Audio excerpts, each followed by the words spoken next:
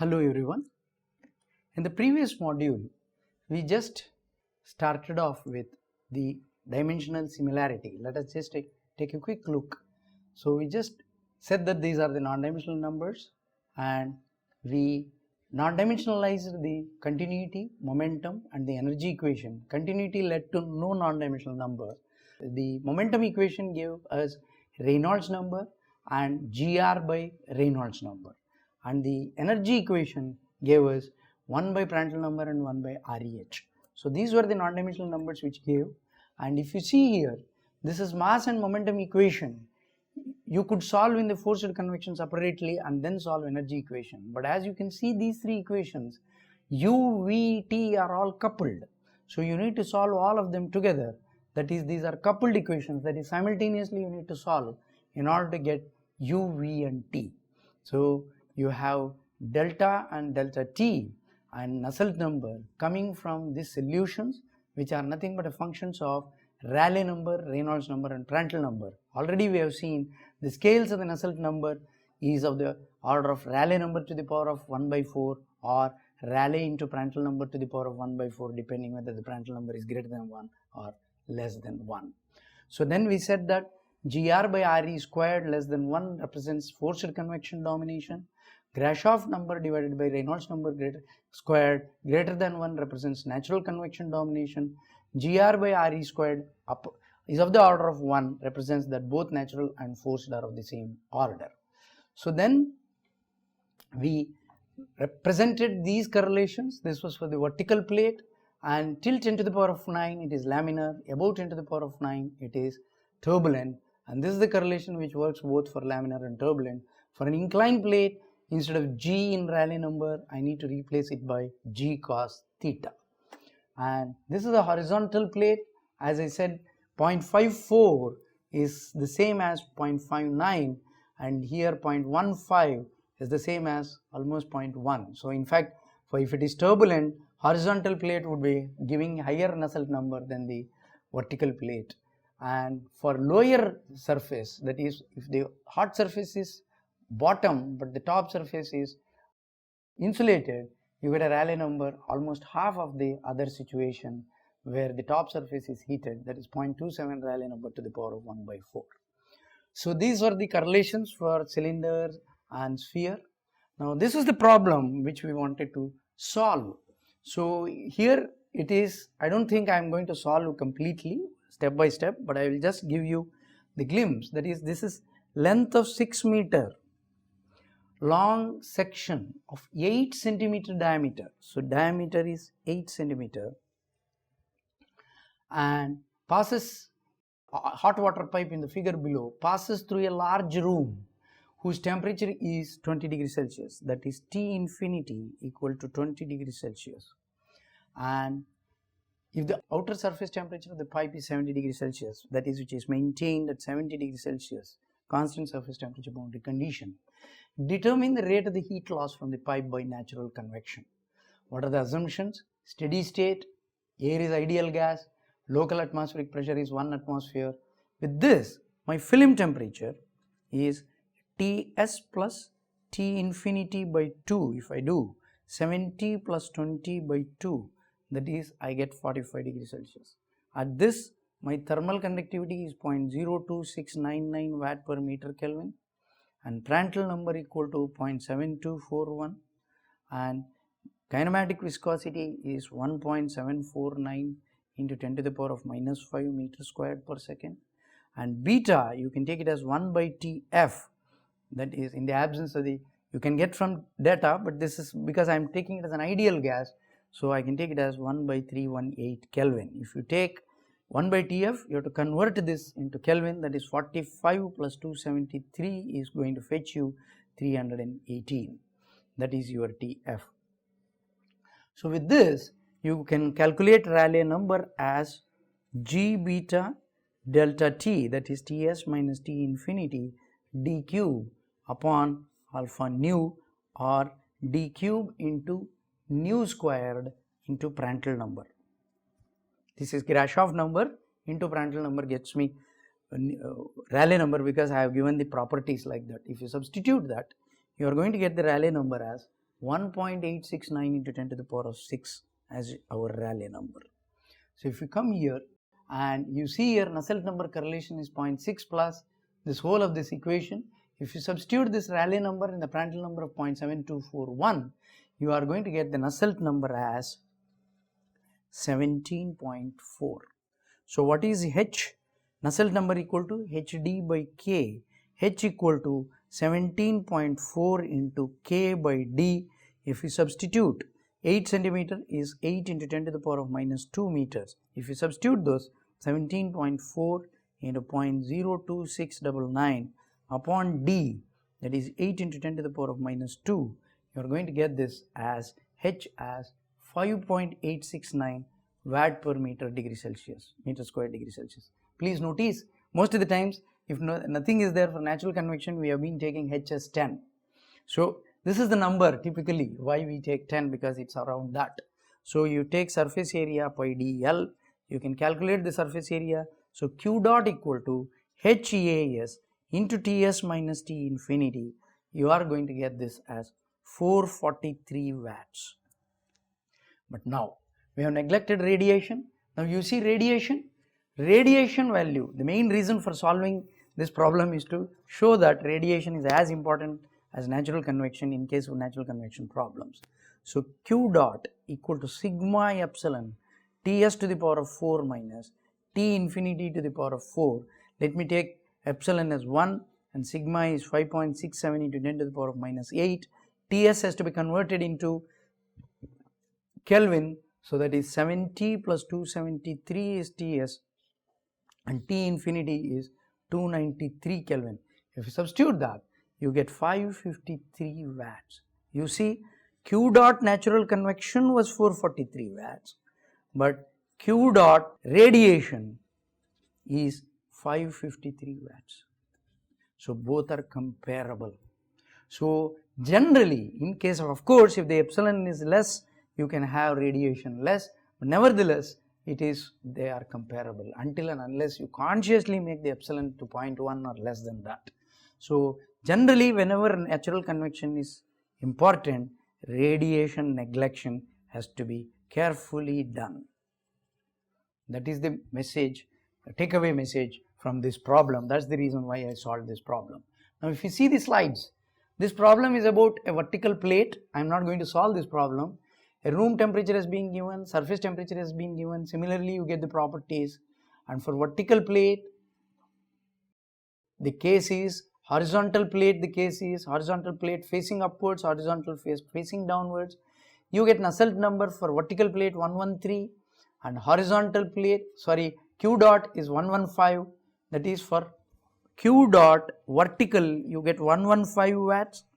Q dot horizontal facing upwards, you get, if you just see here, you take characteristic length surface area by perimeter, that is L by 4. If you just take that as your characteristic length, you get Q dot as 128.4 watts, and Q dot H facing downwards, you are going to get, if you see the slide, this is Nusselt number 0.27 Rayleigh to the power of 1 by 4, and you get Q dot as 64.2 watts. Remember, in all of this, the Rayleigh numbers are so low that they are all laminar, so corresponding correlations only I have taken. So you see, the horizontal facing upwards heat transfer is greater than that of the vertical. So that is the understanding what we get through problems when we do. So in assignments you will get few more problems. Now one final thing in the slides is, you can have both mixed convection. So you can have forced convection and the natural convection, but sometimes it is assisting, that is forced convection and the natural convection currents are in the same direction. That is called assisted flow. If the natural convection and the forced convection currents are in the opposite direction, that is what is called as the opposing flow. So that is, when you have combined, you generally take Nusselt number combined as Nusselt number forced plus or minus Nusselt number natural, plus for assisted flow, minus for opposing flow, and this n would be, depending on the geometry, for vertical surfaces, n happens to be 3. This I have not derived, without derivation I have just stated it. Now let us take up very important thing, that is, we have done the scale analysis, we have gotten various things. Let us see how we can apply all this for real life cases. Let me take a simple vertical channel flow where the flow has been initiated only by natural convection. That is, I can have two situations. That is, if my plates are far apart and this plate is maintained at Ts, these two plates are maintained at Ts and the distance between these two plates is d, and the boundary layer grows. This is my natural convection boundary layer. That means one is not interacting with the other. So you have the temperature like this, and again you have the velocity. This is the velocity profile. Okay, so this is what is your velocity profile. So if you see the slide, if the figure is not clear, in the slides if the figure is clear, this is the velocity profile, this is the temperature, and this is height h. But on the other hand, if I have brought these two plates close enough such that the boundary layers just merge at the center, that is till they merge it is entrance region, and after they merge you have fully developed region. I am considering the fully developed region, and the velocity profile would be something like this. This is the velocity profile. Please note slight difference. I am taking my coordinate x from the center and y as usual in this direction, and g is in the downward direction, and it is maintained at a constant temperature Ts, and the velocity u is in the x direction and the velocity v is in the y direction, and this is what I have taken. So how does the temperature distribution in the fully developed region look like? If I draw that, it will be more or less something like this, that is, because they are very close. So this is Ts and this is T infinity. Okay. So but in the entrance region, your temperature profile Ts would be very large compared to T infinity. So there will be a lot of temperature gradient. So this is T infinity and this is Ts. Now what is the objective? What is the objective? The objective is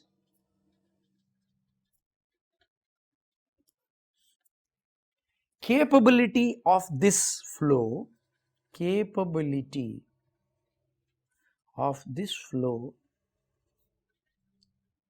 to cool or heat the walls of the channel. What is the heat transfer rate? That's what we are getting by applying the fundamentals what we have studied so far. This is a kind of an application. So let's see how do we do it. So my continuity equation would be del u by del x plus del v by del y equal to 0, and as usual I will have only y momentum equation, there will be no x momentum equation.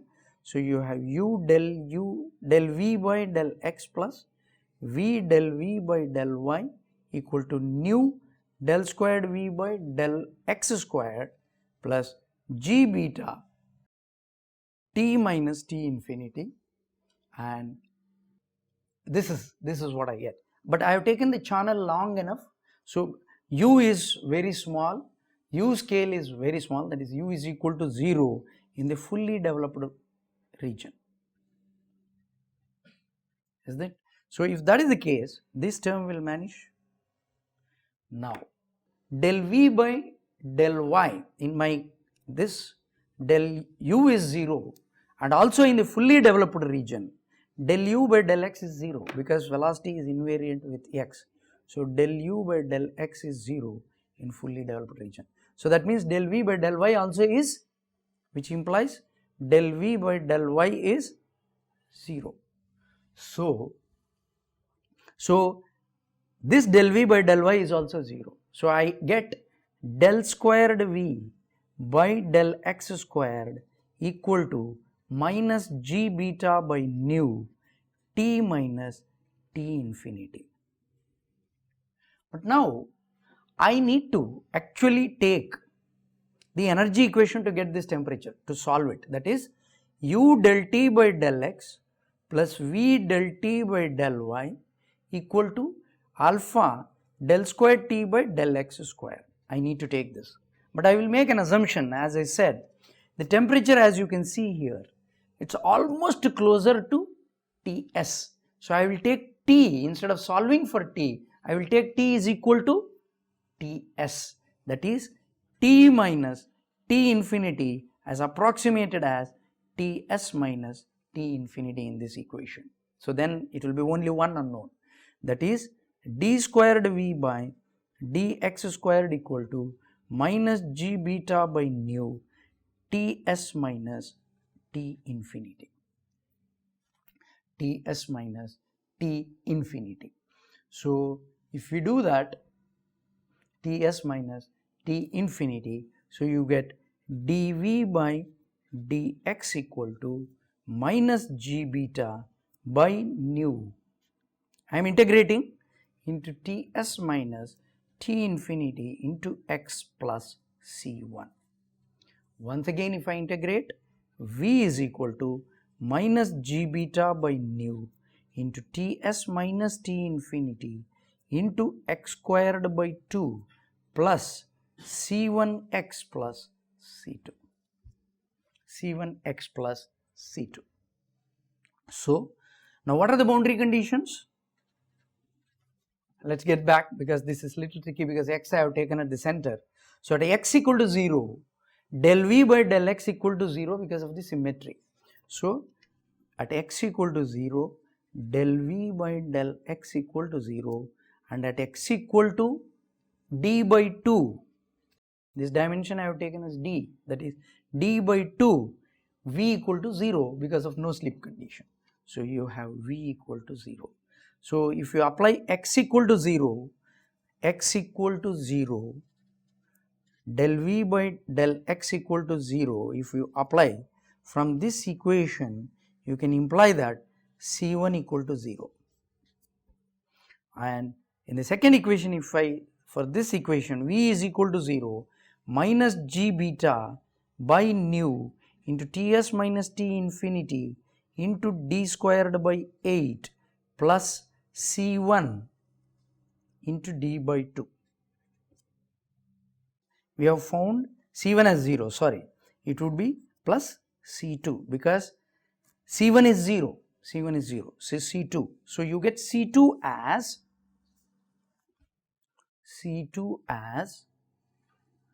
g beta by nu into Ts minus T infinity into d squared by 8. So if I substitute this, I get V equal to minus g beta by nu into Ts minus T infinity into x squared by 2 plus C1 is 0, so you get g beta by nu into Ts minus T infinity into d squared by 8.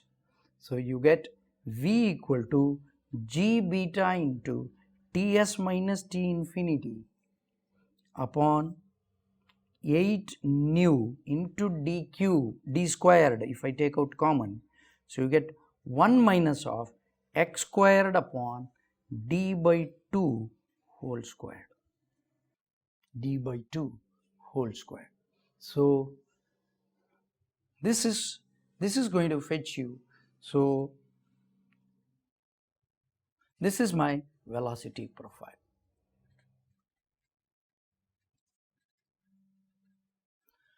But let me find out now, having this, now this is my plate, these are the two plates.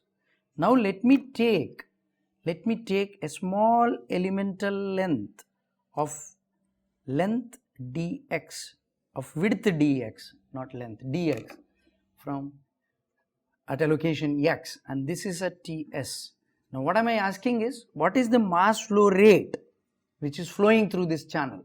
So that is rho AV. Rho is going to be rho, area is 2 into width, and I am going to integrate 0 to d by 2 v dx. Why 2? Because I am integrating 0 to 2 d by 2, whole channel means twice I have to multiply, because of the symmetry it is the same. So we have the function as x rho into 2w 0 to d by 2 g beta ts minus t infinity into d squared upon 8 nu into 1 minus of x squared by d by 2 whole squared dx. Now I need to just do the integration, take out the constants out. So m dot equal to 2w rho g beta ts minus t infinity into d squared upon 8 nu into x minus of x cube by 3 into d by 2 whole squared within the limits 0 to d by 2. So you get 2w rho g ts minus t infinity into d squared upon 8 nu into d by 2 minus d by 6, that is d by 2 whole cube by d by 2 whole square, d by 2 by 3, so you get d by 6. So this is going to fetch me d by 3. So this is going to be 2w, 2 also becomes 4, so I can write w rho g ts minus t infinity d cube divided by, this is 4, 4 into 3, 12. 12 nu is my mass flow rate. Now the next thing to work out is the heat transfer rate, which is what is our objective. So the heat transfer rate q dot is equal to m dot cp ts minus t infinity. Already we have found m dot. All that I need to do is just substitute that. So I get q dot is equal to w rho g cp ts minus t infinity whole squared d cube upon 12 nu. But now let me find out Nusselt number for this. So the Nusselt number equal to heat flux upon Ts minus T infinity, this is H, into H upon K. What is heat flux? Q dot upon area, that is 2WH into Ts minus T infinity into H by K. So that is Q dot I have already found. So that is W rho G Cp into Ts minus T infinity squared into d cube upon 2WH into Ts minus T infinity into K into 12 nu. Okay. So if you put all of that, so what is that I am getting? Nusselt number as G beta